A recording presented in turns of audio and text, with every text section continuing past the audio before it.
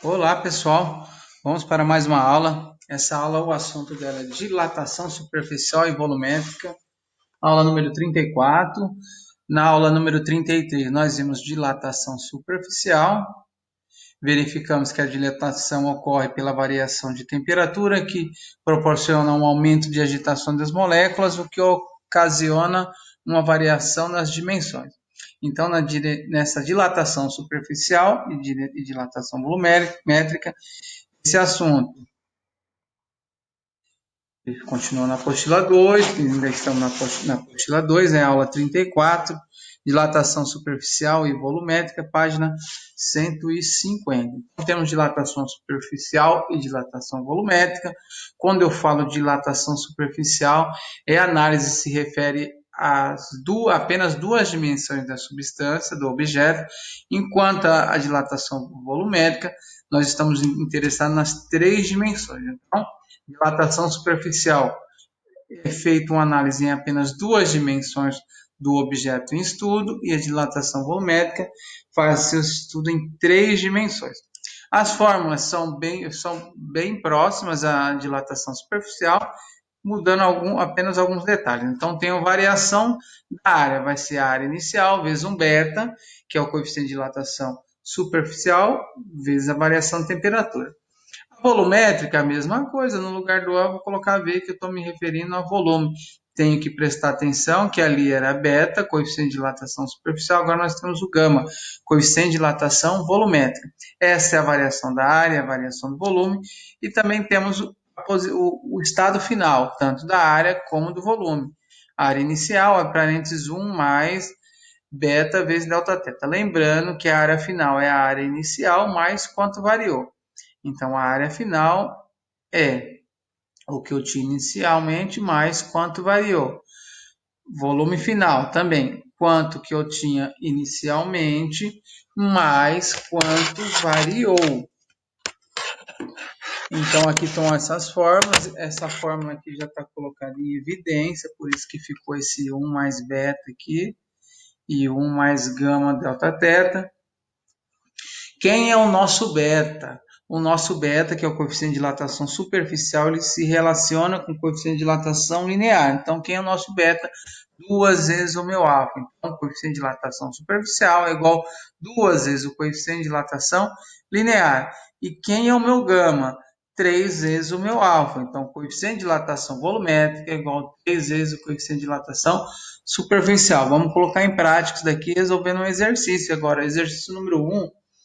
Uma calçada exposta ao sol tem uma placa de concreto de coeficiente de dilatação superficial. Nesses exercícios a gente sempre tem que tomar cuidado aqui, porque dos modos da gente errar é a gente pegar o coeficiente de dilatação linear e substituir na fórmula da área, tá bom? Então, a gente tem que prestar atenção aqui, ó. Na fórmula de área, eu uso o beta. Quem é beta é duas vezes o alfa. O que é fornecido nesse problema é o alfa. Então, a gente tem que substituir aqui primeiro, para depois substituir em uma dessas equações. De área 4 metros quadrados a 20 graus Celsius. Determine a área dessa placa quando a temperatura atinge 30 graus Celsius. Então, eu quero determinar a área final dessa placa. Então, vou pegar essa fórmula aqui, que me indica a área final. Então, nós temos lá, a área final é a área inicial, vezes 1 mais beta vezes delta θ. Quem é a área inicial? 4 metros quadrados. Copiei, mas quem é o beta? Beta é duas vezes o alfa. Duas vezes o alfa, que é 12,5 vezes 10 a menos 6, vezes a variação da temperatura. Temperatura final menos temperatura inicial. Então, aqui é só multiplicação. 30 menos 20 é 10. 10 vezes 10 a menos 6 vai dar 10 a menos 5. 2 vezes 12,5 vai dar 25. 25 vezes 10 a menos 5 traz a vírgula 5 casas para a minha esquerda, soma com 1, depois multiplica por 4, arredondado, isso daí vai dar 4,001 metros quadrados, tudo bem? Então, resolvido esse exercício, a área final, 4,001. Vamos para o próximo exercício, exercício número 3. Qual o coeficiente de dilatação volumétrica de uma barra metálica que experimenta um aumento de 0,1% em seu comprimento? Então, ele começou a falar de volume, dilatação volumétrica, ele falou, e aqui ele menciona que a dilatação é no comprimento, tá bom? Sofreu um aumento em seu comprimento, para 0,1% em seu comprimento, para uma variação de temperatura de 100 graus Celsius. Então, como ele me deu uma informação de uma dimensão, do comprimento, e quer que eu informe para ele o coeficiente de dilatação volumétrica. Então, o que eu vou fazer? Ele me deu que a variação é de 1%, então porcentagem é sempre a parte pelo todo. Então, quem que é a minha variação aqui representa? O que é a minha porcentagem da variação? É o quanto variou dividido pelo quanto eu tinha. No entanto, eu estou falando de comprimento, então vai ficar o ΔL sobre meu L0, esse representa 1% de variação. É o que eu coloquei aqui, então. ΔL sobre L0 é a minha porcentagem de variação, que vale 0,1. Nessa fórmula eu coloquei o L em uma dimensão, mandei o V0 para o outro lado dividindo, que é o meu L0. Então ficou gama vezes delta teta, mas eu estou analisando a fórmula de uma dimensão, dilatação linear. Então o que ficou? Alfa vezes variação de temperatura, mais delta L sobre L0, eu sei que vale 0,1%. Quem que é 0,1%? É 0,1 sobre 100.